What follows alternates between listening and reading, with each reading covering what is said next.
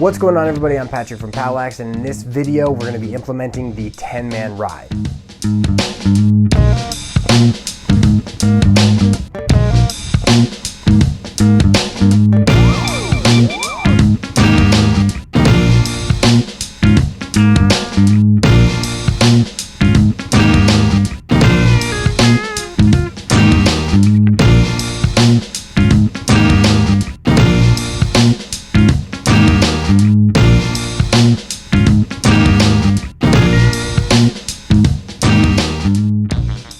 So the 10-man ride is exactly what it sounds like. We are going to use all 10 of our players, including the goalie, to play the field, put pressure on the clearing team so that we can cause some turnovers and gain some offensive possessions. Now, clearly this is a little bit risky because by pulling the goalie out of the goal, we're leaving the goal open. And once we pull the goalie out of the goal, if they carry in and the goalie goes back off of whoever he was playing, now they've got a numbers advantage. The thing that we have to decide as coaches is the risk worth the reward? And for a ton of collegiate teams in the 2019 season, their answer was yes, and they implemented their 10-man rides extremely well. So in order to run a 10-man ride, we're going to need the following things. First is everybody's going to have to buy in. We are going to give up goals, but if players give up a goal and then they don't execute their jobs within the 10-man ride, we're just going to give up goal after goal. So right off the bat, everybody has to be bought into the system. We have to know that at certain points in time, we're going to give the other team numbers and they might score goals, but ultimately, hopefully we will generate more possessions and more goals off of their possessions. Because if we can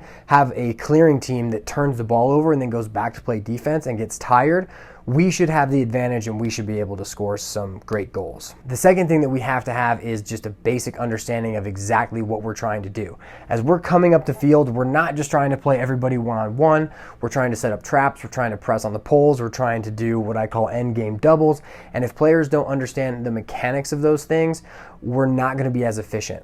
I also think that this is one of the reasons that we don't see more 10-man rides. So I've never been a fan of a 10-man ride, and I really wanted to make this video because it forced me to think outside of what I traditionally know. And now that I understand it, we're starting to use it within our POWLAX high school team, and it's worked awesome. It's been great. The Minnesota select team, the Loons, they also use a 10-man ride, and it was so frustrating this summer playing them in Chicago. But so now that I understand how it works, I'm way more willing to take the risk to try to cause the extra turnovers, and for the most part, it's worked very well. The third and final thing that we're going to need in order to run our 10-man ride effectively is attackmen who are absolutely relentless. We don't have to be overly athletic to run the 10-man ride. It definitely helps if we're athletic, and if we're at a big athletic disadvantage, we're not going to want to run it.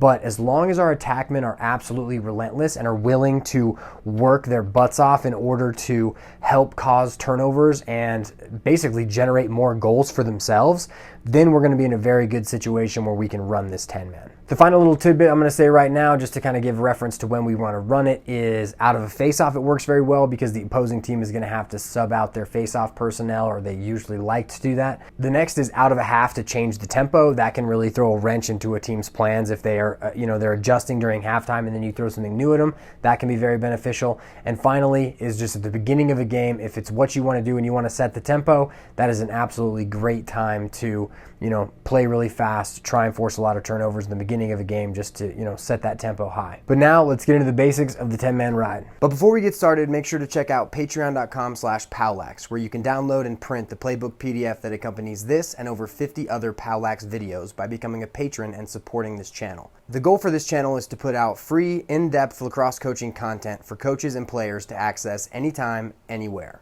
So now we're going to go over some of the basics of our 10-man ride, essentially how it's going to work and how we're going to divide up the field and the players so that we can better communicate everything else we're going to go over.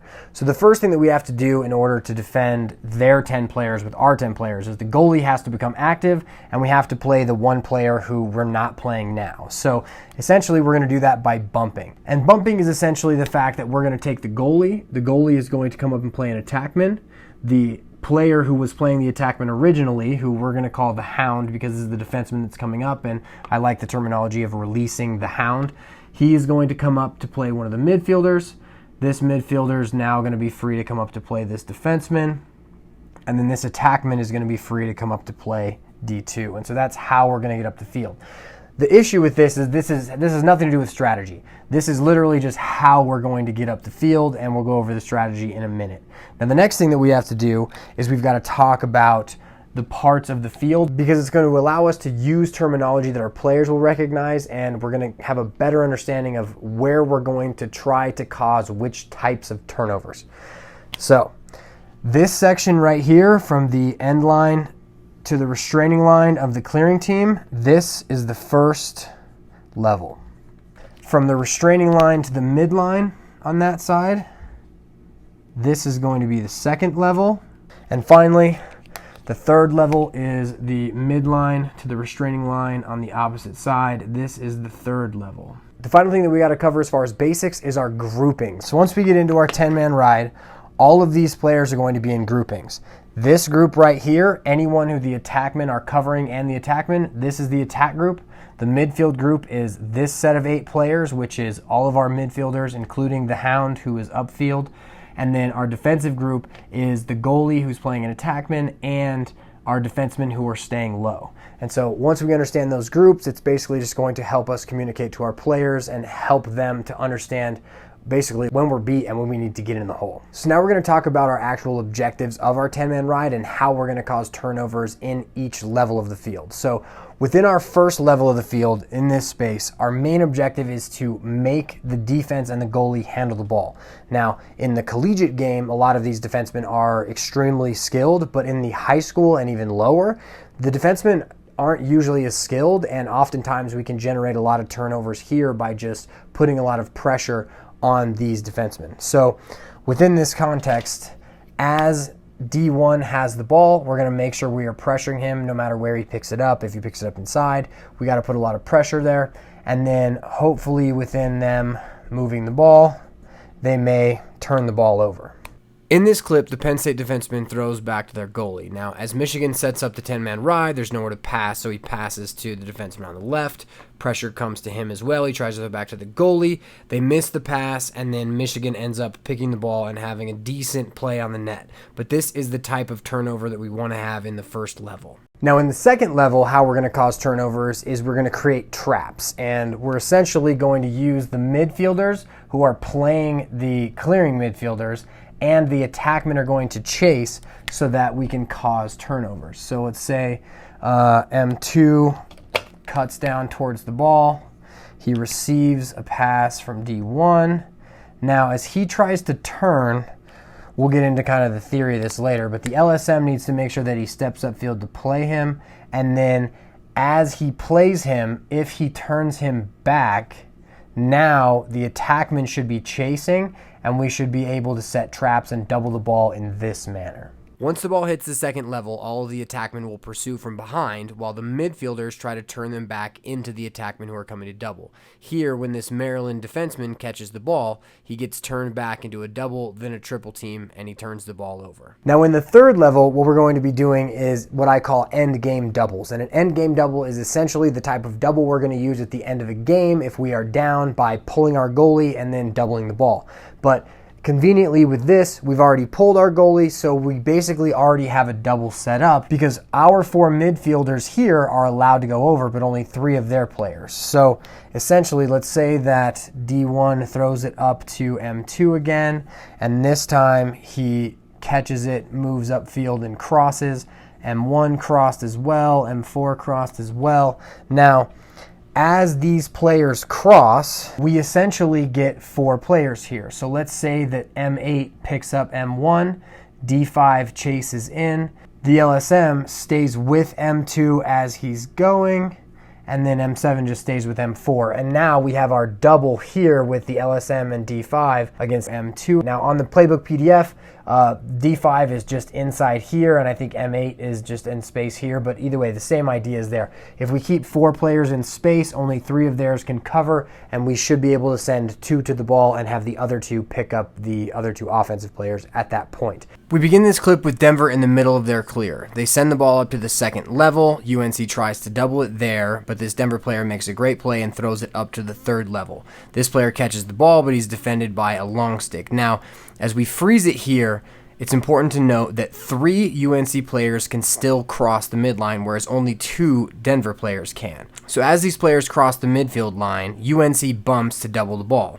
The player originally gets out of the double, but because we're pressing adjacents, this UNC player makes a great over-the-head check, turning the ball over. So now we're going to talk about exactly how we want to get into our 10-man ride. And we're going to start with our attack group, then build our midfield group, then build our defensive group. And so each group is going to have specific things that they're going to need to do for us to be effective with the 10-man ride. So let's say that D1 picks up the ball, and now he is kind of running to the side, trying to get to space. The first thing that we have to do is we have to get in the face of the ball carrier wherever they are. The one thing that can destroy 10-man rides more than anything is if they get the ball up and out early. So the first thing we need to do is A1 needs to get in his face, and he needs to play him. Now, another one of the most important things with the 10-man ride is that the attackman cannot get beat. They cannot get beat with their feet. They need to use their footwork, and they need to be trained how to play defense like a defensive midi if we're going to have a 10-man ride. Because if they get beat, it's just going to be a crescendo down the whole entire field, and our 10-man ride is not going to work. So the next thing that we need to do is A2 and A3. Now we need to drop these two. These two need to drop down the field. And so as our opponents set up their clear, D2 is probably going to banana cut out. The goalie will get out to X. And then D1 essentially kind of just carries to the corner, and A1 will follow him. The final thing that we'd like to make sure doesn't happen, but it's going to happen at some point, is we'd like to get the ball out of the goalie's hands, because from the middle of the field, the goalie can see the whole field the easiest. And we want to try to play each side of the field with pressure where the ball is, and then kind of backfill the backside. So if someone in the middle can see the whole field, it can give up some good looks. To show how we want our attack group to get into our 10-man ride, we're going to show the same clip from 2 different angles. The first angle will show the regular broadcast. The second will show the entire field. And so within this first clip, we're going to see how we really want to make sure that the attackmen get in the face of the ball carrier. And in the second clip, we're going to show how the 2 other attackmen are going to drop to pick up midfielders so that everyone else can do what they need to do. So in this first clip, the Duke defenseman picks up the ball and runs to the corner. The attackman chases him down, forces a lateral pass to the goalie. The goalie then passes back, and he moves upfield. Now, in our second clip, you can see the same defenseman run to the corner, throw to the goalie. Now, as that's happening, keep an eye on these 2 players. These are our other 2 attackmen. And as this attackman is forcing these lateral passes, the other 2 attackmen are guarding midfielders upfield so that the other team can't get out early, so that midfielders can come in and take their places. The ball will reverse to the other side of the field. Duke starts to run upfield, tries to throw a pass, it gets knocked down, and the ball is turned over. So for our midfield group, the first thing that we want to make sure that we do is we do not give up an early clear. So we need to make sure that we stay behind everyone that is moving upfield, and we want to release the hound, which is essentially we've got to get on sides. So these players are going to bump up. We'll cover that in a minute. But so D4 is going to be moving upfield, and we want to get him into the play into the second level. And so the first thing that we want to have happen is M8 is going to hightail it, and he's going to get on sides. Now, for the other 2 players and the attackman, we just want to make sure that they don't get up and out early. So if M2 kind of sits inside and plays right here at the restraining line, so we'll kind of set up a diamond clear, is the attackman can cover him. Now as M1 moves upfield, M7 will cover, and then as the LSM goes to the box to sub, which a lot of high school teams like to do, as he moves towards the box and he subs out, the offensive midfielder will also sub out, and now we can sub on our LSM. Now, the key with subbing is that you can only sub the same number of players as the other team subs. So if you're playing a team like Denver, who likes to pull all 3 of their players into the offensive zone because they know that they are going to be able to run their players off once they're on offense, you can't sub anybody. But if they do sub off a pole, or they sub off midfielders within their clear, a lot more like Duke does, now you can sub on defensive personnel within the concept of the ride.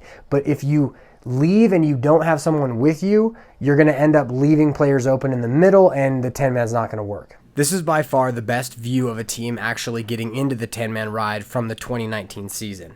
Now, as Duke moves to clear, Virginia's getting into their 10-man ride, and we can see the goalie leave his goal to bump up 2 defensemen so that we can release the hound.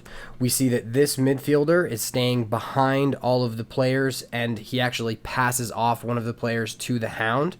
Now, the other thing that we see here is that Virginia is actually subbing off 2 players, not 1. And because Duke only subs 1 player, they actually leave this player wide open in the middle of the field. Virginia could have done a couple things to account for this player. The first is the attackman could have dropped back even further, making it look like he wasn't open. Now they can't cross over, but it could have allowed the midfielder time to get in to actually play him. The other thing that they could have done was just not sub off this second player so that they would have had enough midfielders dropping back to pick up all of the Duke players. Now if he catches this ball cleanly and turns upfield, they're easily up and out. He does drop it, and the attackmen do give him some trouble getting out, but the thing that we want to take from this is that if we're going to run our 10-man ride, we need to sub the same amount of players as the team we're riding, or we need to sub fast enough so that we can get players into position even though we didn't sub as many players as they did. So now once we have the LSM on, we've got a player back, we can release our hound upfield.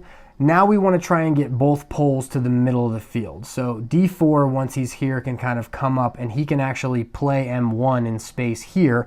And that will allow M7 to kind of get over in space to defend M4, we should be able to get the LSM into space here. And now we've got our 2 poles in the middle of the field able to play both sides and double and put pressure on effectively. See how Michigan uses 2 poles in the middle of the field to clog it up and cause chaos so that Notre Dame can't clear easily. Now for our defensive group, the one thing that should be glaring now is that we've got to make sure we cover A4. And so there's a couple different ways that we can have the goalie come out that are the safest. The first is to have the goalie play the backside of the field. So if the ball is over here like it is now, he's going to hop out and he's going to play A6.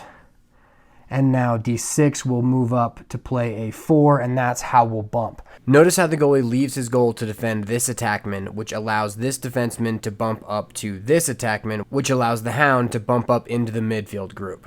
Another way that you can do it is you can just have him play whoever's closest to the goal. If they have players who are low, he can actually kind of just hop out and release somebody without moving that far away from the goal. The key to remember with the goalie coming out is that he doesn't have to be right on the attackman. He can actually give him a bit of a cushion. The problem with that becomes if, let's say the goalie's sitting in here, any pass from the defenseman to this attackman is going to take about 2 to 3 seconds at a minimum.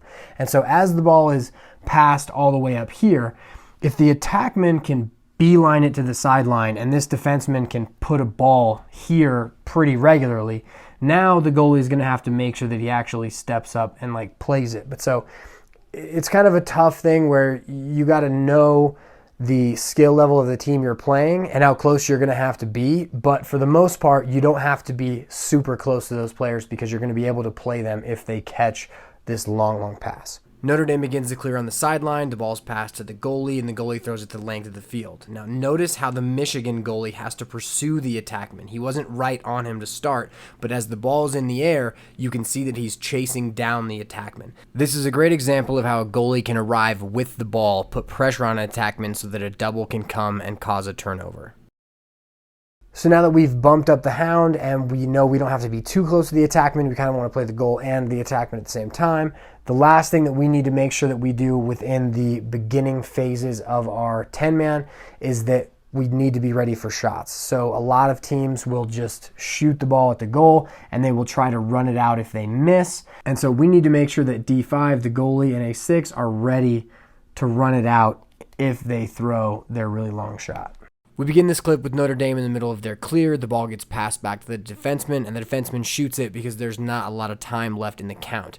The goalie does a great job here being ready and chasing so that they get the ball back. So now once we're into our 10-man ride, we're going to have rules as far as how we want to operate it. And so the first thing we're going to talk about is our first level and our attack group and how they're going to want to play the movement of the ball. So we did a good job with A1 getting in the face of D1. And let's say we force a pass to G1, the pass goes to D2, and now they start to bring the ball up the field.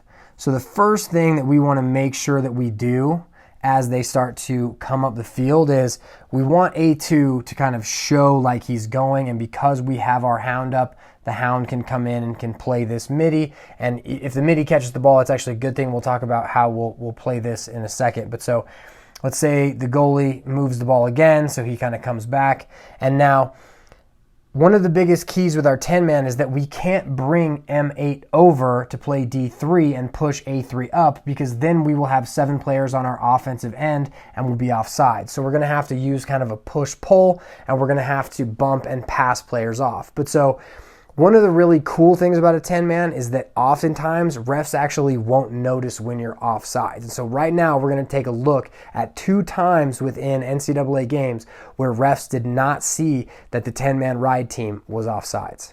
We're going to show 3 clips of teams being offsides within their 10-man ride. The first 2 are Michigan, one where there was no call, another where there was a call, and the third is in the quarterfinal Virginia versus Maryland game. In the first clip, we start with Notre Dame winning a faceoff back to their goalie. So now as they begin their clear and they move it upfield, if we pause it right here, we're going to see that there are 7 Michigan players in the offensive end. This is an offsides call that's not called. This is actually the same clip that we had just a minute ago with the shooting the ball. And as the Notre Dame player shoots it, the Michigan goalie does a great job and earns the backup. Now, I'm pretty sure that Coach Corrigan was in the ear of the refs letting everybody know that they were offsides, because in this clip, we actually don't even see a very good representation of them being offsides. But once they pick up the ball and play stops, we see that the referee comes in and says White was offsides.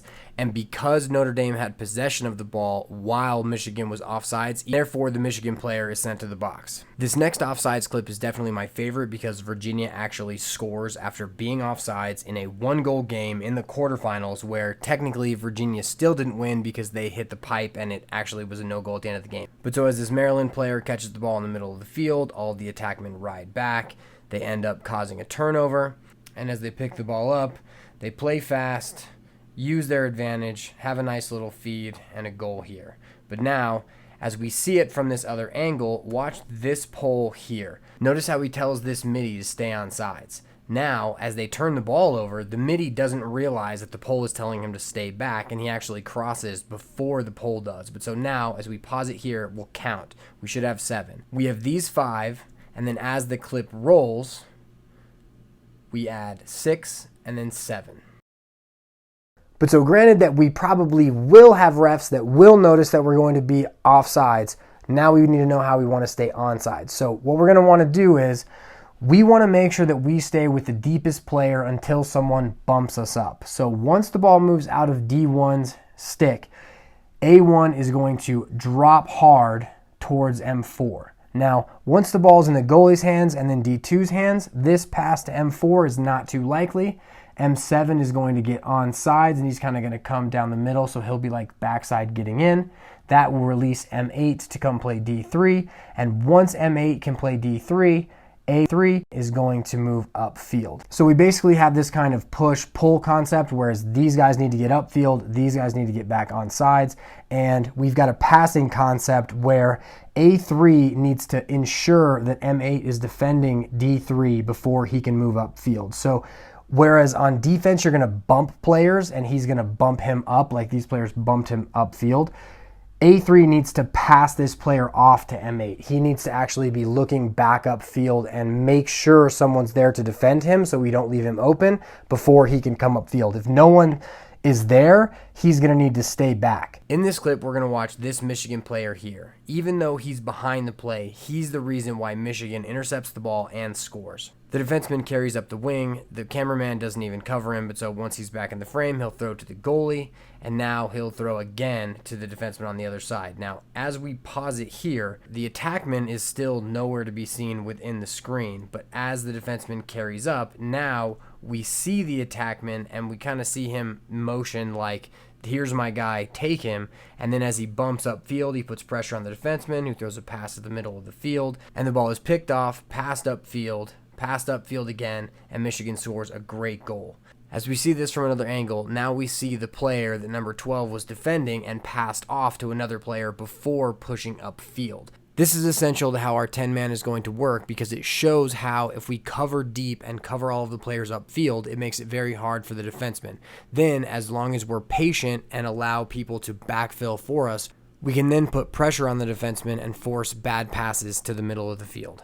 In this clip, we're going to see a different example of how players might pass. So as Robert Morris begins to clear, they move the ball from one side to the other, and this defenseman starts running upfield. Now notice this midfielder here who passes his player off to the defenseman who's behind him. That then allows him to press up to put pressure on the defenseman. The ball is thrown over, they continue to put pressure on, and at this point when he throws the ball upfield, we realize that the ESPN clock was not the same as the actual game clock because it drops from 62 to 59, and so Virginia's 10-man ride resulted in a Robert Morris failure to advance. So now once the ball hits the second level, now each group is going to have different tasks. The first task that we have is going to be the midfielders, and they're going to want to make sure that they almost bait passes to the middle because we really want to use this double area in this second level. So D4 did a good job of baiting this pass to M2, and let's say that M2 receives the pass from D2. Now, as M2 catches the ball, we want to make sure that D4 presses him right away.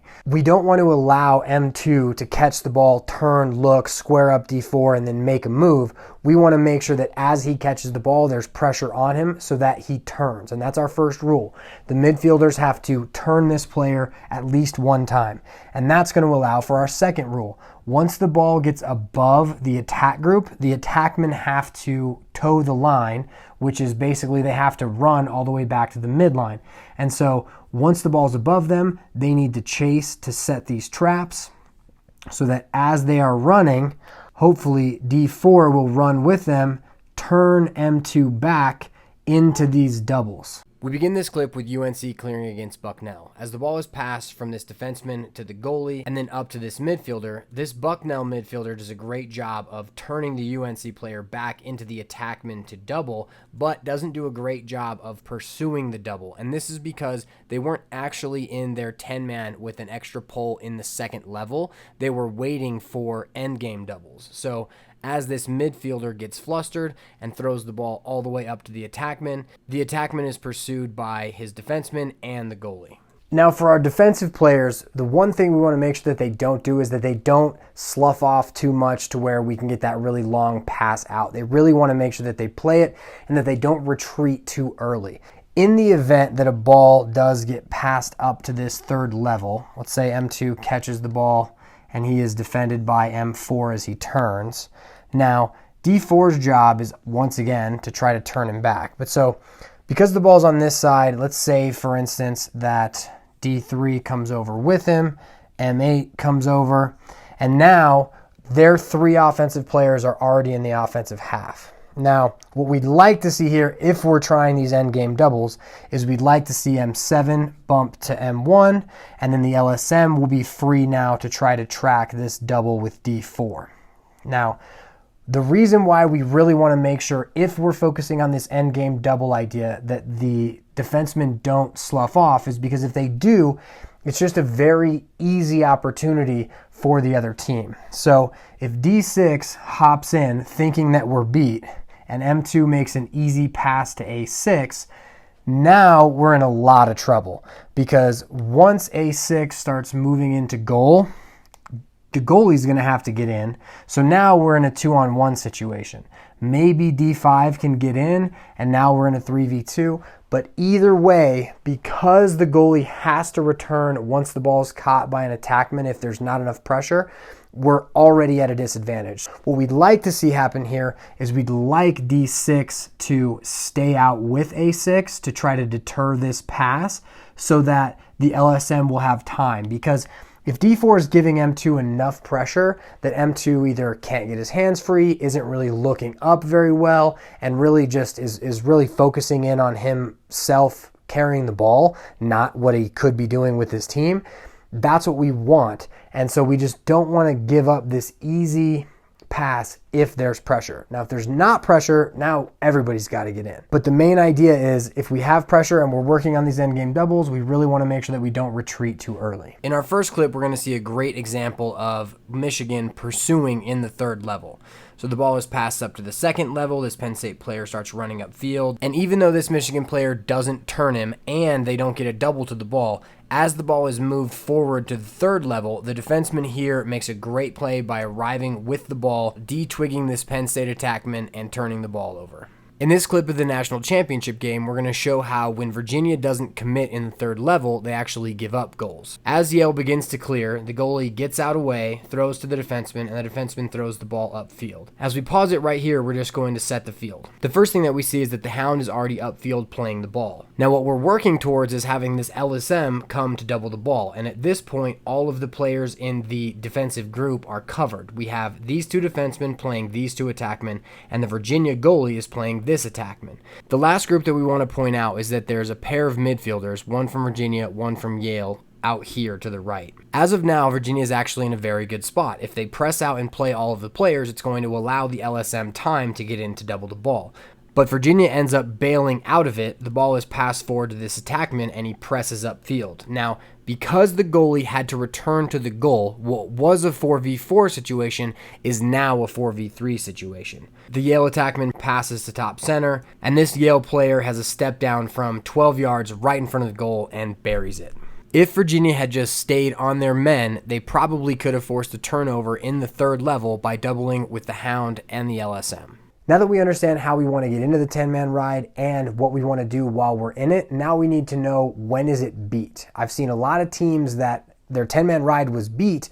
They didn't fall out of it and then get in when they had time and they gave up goals. But so understanding when we need to retreat, when we need to get in is a huge part of running the 10-man ride, because if we know when we get beat, we can easily get in a lot of the times and then we're not going to give up those easy goals. So the first way that we know we got beat is if anyone in our attack group gets beat by someone in our attack group. If anyone in our midfield group gets beat by someone in our midfield group, we know that we're beat. We know we need to get in. And so, for an example, let's say D2 plays a good move. Maybe the attackman just chases stick, and let's say D2 beats A3, and now we have A3 chasing. M8 needs to stay with D3 and not come upfield, because if he gives this easy pass, so let's say M8 moves upfield, D3 steps over, we get this nice easy pass to D3, and now D3 is coming in. We're going to be in that same situation where once the goalie goes into goal, now we're in an odd man situation, and now we're actually two men down because we've got D3, A6, A4, A5 being defended by D5 and D6.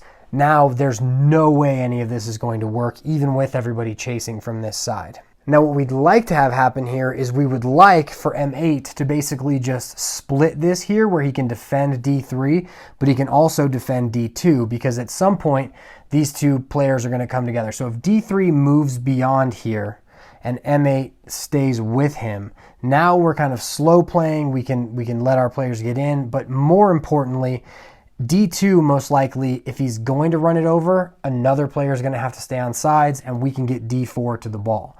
Now, another thing that may happen is D3 may move upfield and D2 may try to carry over this way. And when this happens, if D2 carries over, he's essentially going to switch and become a midfield player instead of D3. And so if there's ever a midfield player who stays on side for an attack group player, we're just going to swap them and we're going to stay with the deepest player. That way, at the very least, we don't give up a two-man advantage and we only give up a one-man advantage once the goalie gets in. In this clip, we're going to see Boston clearing against Loyola's 10-man. And what we're going to notice is that one of these Loyola players thinks they're in the attack group when really they're in the midfield group. Just before the ball moves upfield, we see Pat Spencer guarding the Boston goalie. This Boston player catches the ball and tries to turn upfield, and now we see four Loyola players, two of which are attackmen, two who must be in the midfield group, who allow this midfielder to get behind them. As the ball's passed upfield, the Hound tries to go to play him, but by this time there's no pressure in the third level, the ball's passed again, and Loyola gives up an incredibly easy goal to Boston. The reason this goal was so easy for Boston was because the Loyola midfield group allowed one of the Boston midfielders to get behind them. This created a two-man advantage that you can see once the ball is passed forward. Once this midfielder got in, this Loyola defenseman had to come up to try to play him, leaving a 3v2 with the defenseman and the goalie to defend the three Boston attackmen. The next way that we know we got beat and we need to get in is if there's no pressure to the ball once they get to the third level. So let's say that M2 comes over, M1 comes over, the LSM stays with M1, D4 stays with M2, and now D2 is being played by M8 right in here, and as he's running, let's say M8's not very fast and D2's very fast. If there's no pressure on the ball, we know that we're beat, we know we have to get in. In the third level, if there's not basically imminent pressure on the ball where first he can't look up, he can't really read the field, and there's pressure coming to him, he's going to have enough time to shoot the ball, and this is not something that we want to risk. It's a little bit too close. But so if there's no pressure here, we need to make sure that we crash and get in. Now the final thing we have to cover here is what exactly do we want to do as we crash. And so the main thing we want to do is get down the back pipe, because for the most part, for a clearing team, the one player that's going to stay on sides is going to be the off-ball player. So that's M4 in this example. And because of that, we're going to have an extra player right here. Now, his job is to get in fast enough that they can't use this advantage once the goalie gets into the goal. And so this is very hard for a lot of players to understand, because when they're in traditional rides, they're used to having players that will be running into the offensive zone that they can defend as they come in. But they don't understand that we're already down a man and we need to get you in so that we're not down a man. So it's just a little bit of a concept switch for players to understand the difference between a 10-man versus a regular ride, but getting down the backside is what we have to do so that once the goalie moves into the goal, we do not have a numbers advantage here. In this clip, Notre Dame does a great job to clear against Michigan's 10-man. Notre Dame uses great ball movement and carries into the third level, and now there's not a lot of pressure on the ball. The thing we want to focus on here is that of these four Michigan players, one of them has to get down to cover the player defended by the goalie. We're going to keep an eye on number 9 right here, because he's the eventual player who's going to get down the backside to guard one of the attackmen. As we run the clip, the ball is passed down to side right, and as we pause it right now, we actually have a 3v2 with these three Notre Dame attackmen being defended by these two Michigan defensemen. Number 9 eventually gets down to play him, but had Notre Dame played quicker, this could have generated a goal for them because Michigan wasn't overly vigilant to get another player down to defend the attackman guarded by the goalie.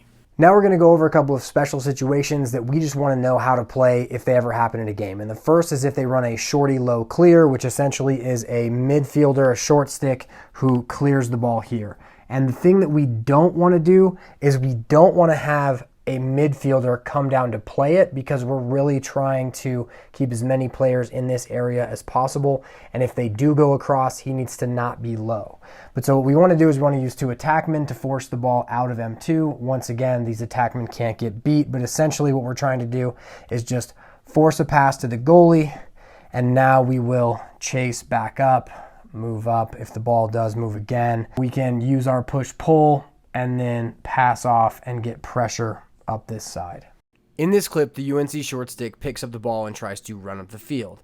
Bucknell uses two of its attackmen to double the ball, and once the UNC player gets to around the second level, a third Bucknell player forces him to roll away and pass back to the goalie. The goalie immediately passes the ball to the defenseman on the other side, who immediately takes off up the field, drawing the third attackman to him and finding an open player in the third level. Even though Bucknell does not cause a turnover here, they also don't give up transition, because none of these four players were forced to play the ball at the other end of the field. Now, as UNC comes into the offensive zone, notice how this defenseman gets down the backside, directs this pole to go out to play the ball side attackman, allowing the goalie to get back in the cage. In this clip, a short stick for Robert Morris begins with the ball.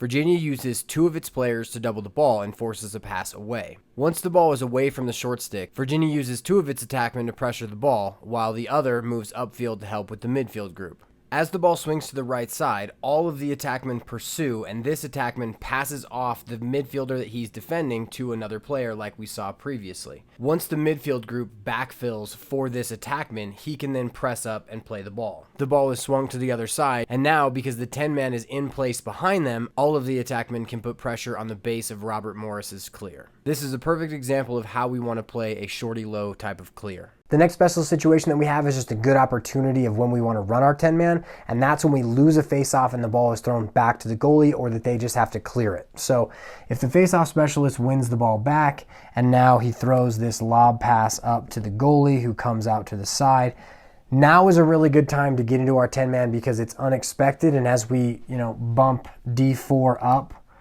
and we start to play, a lot of times they'll be trying to sub the face-off specialist out, and they won't have the correct personnel on that they usually have when they are clearing.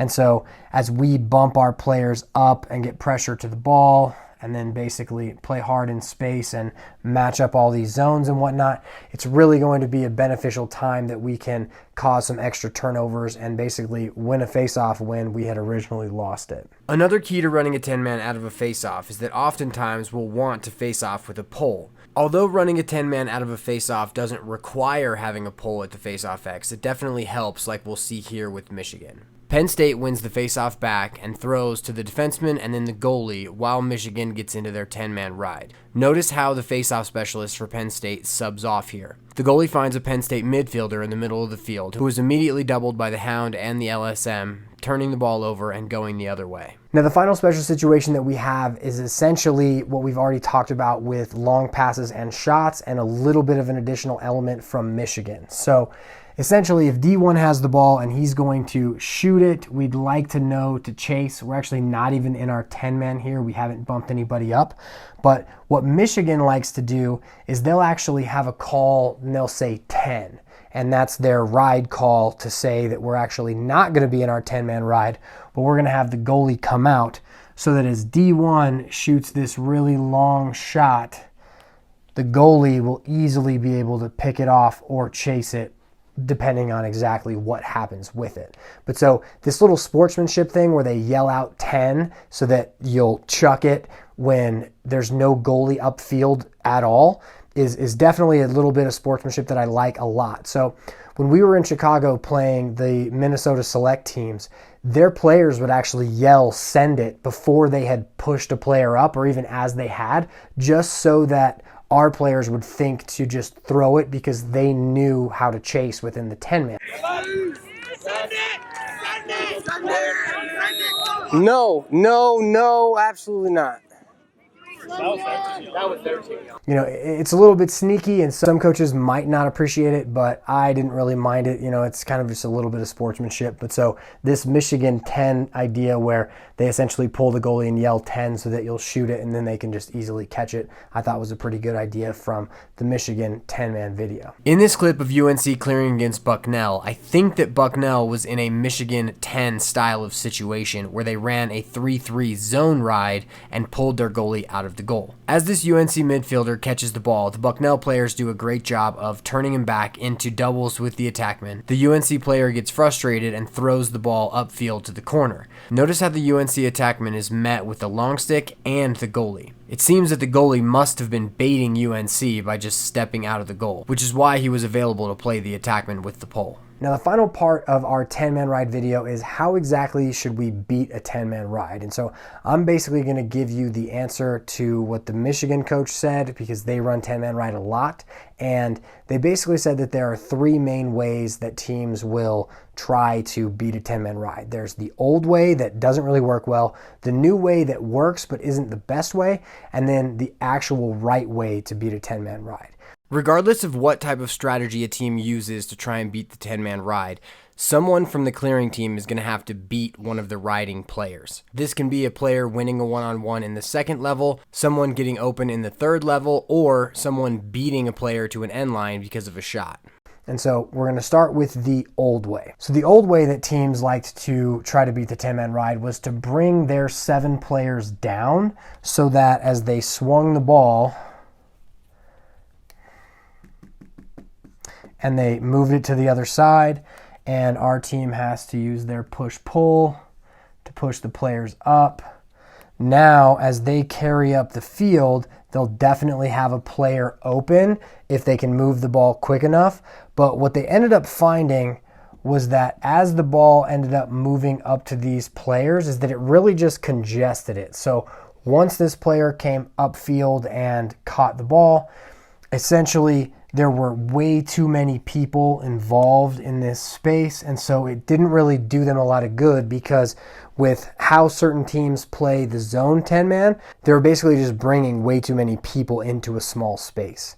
Now, the next way that teams were trying to beat the 10-man was basically just to shoot it. So if we go back to the start of this play, essentially as he would shoot it, they would chase it out, and it definitely is something that works, and it worked a lot a couple years ago, basically because anything that was thrown anywhere even near the goal was considered a shot, even if it missed by, 10 to 15 yards. But so now refs are getting a little bit better at not saying that everything is a shot, but so that's the new way. In the event that you're trying to beat a 10-man ride with a shot, the best thing that you can have happen is to score on one of the long shots like Loyola does here. Whether you are using a 10-man ride or trying to beat a 10-man ride with a shot, it's imperative that players are whistle ready once the ball goes out of bounds. In this clip, Notre Dame wins the ball with their LSM and throws back to their goalie while Michigan sets up the 10-man ride. The goalie passes to the defenseman, and the defenseman shoots it the length of the field. At the other end of the field, this Notre Dame attackman is closest to the ball when it goes out of bounds, and he immediately picks up another ball and starts to play. He finds a cutter trailing the play and feeds him for a great step down. This is an excellent example of how you can use a shot to beat a 10-man ride, as well as how teams should play fast even when the ball is out of bounds. Okay, now the right way to beat a 10-man ride is actually to send the ball into the second level and then pass it back to the first level, because once the attackmen try to ride upfield and they try to chase, once the ball moves back, you're actually going to have time to survey the field and find gaps in the zones, and players are actually going to have a little bit more time to really find space so that they can just make good passes and get the ball up and out. So if the goalie has the ball here, let's say M4 makes a nice cut here, M7 is trailing him, the goalie delivers a nice ball. Once M7 kind of tries to turn him and A2 tries to get back, if he just moves the ball right back, now the goalie can sit here in space and he actually has the time to look upfield to potential players who can cut behind. And if he moves the ball, he can kind of find those players once he has the ball and actually has time. So essentially what you're doing is you're getting the attackman to ride upfield because they have to in the 10-man ride, and then once the ball is thrown back, now you can see the field, you can really dissect it, and if there's any gaps in any zones, hopefully the midfielders will find it if they know that this is what the plan is.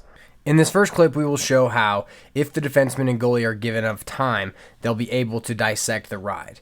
The ball is thrown back to the goalie. He can look upfield for as long as he wants. He finds this player coming out of the box, and Notre Dame gets a decent shot from about 8 yards. In this next clip, we're going to show how, even if we don't find players open after throwing the ball up to the second level and then back to the first, we will still have time to rely on the new way and just shoot the ball. In this final 10-man ride clip, we're going to show passing the ball up to the second level and relying on passing the ball back to the first when we get in trouble, and how reversing the field can put the goalie in a vulnerable position because a lot of teams like to have the goalie on the off-ball side. As we begin the clip, the goalie passes to the shorty who starts to run upfield. Now, if we pause it right here, I think that this short stick should have tried to turn the corner on this riding attackman and played a 2-on-1 game with this pole against this riding midfielder. Instead, he turns away and throws back to the first level. The defenseman passes back to the goalie, who passes to the left side. The defenseman starts to run upfield, drawing a player and freeing up a midfielder in the second level. He hits the midfielder in the second level. Now, as UNC crashes on the midfielder gets away, throws back to the right side defenseman, who starts running up the field. At this point, the defenseman sees an attackman wide open and passes the ball up to him. The attackman catches the ball, pushes towards the goal, and shoots with the goalie out of place. I think one of the reasons why this attackman was so wide open is because UNC likes to play with their goalie on the off-ball side. And so as Bucknell passed the ball across the field, the goalie had to get back across as well. Well, if you're still here watching this video, it means that you really wanted to find out everything about the 10-man ride, and I really appreciate you guys for taking the time to watch this entire video. This was one that I really had to research because I had never really been taught 10-man rides. I think I had kind of glanced over them at certain points, but now having a good understanding of how they're run, I think I'm definitely more comfortable, and I hope you will be too. If you guys decide to implement this ride, definitely let me know how it goes. If you've got any other tips for 10-man rides, be sure to leave them down in the comments for myself and everybody else who watches the video.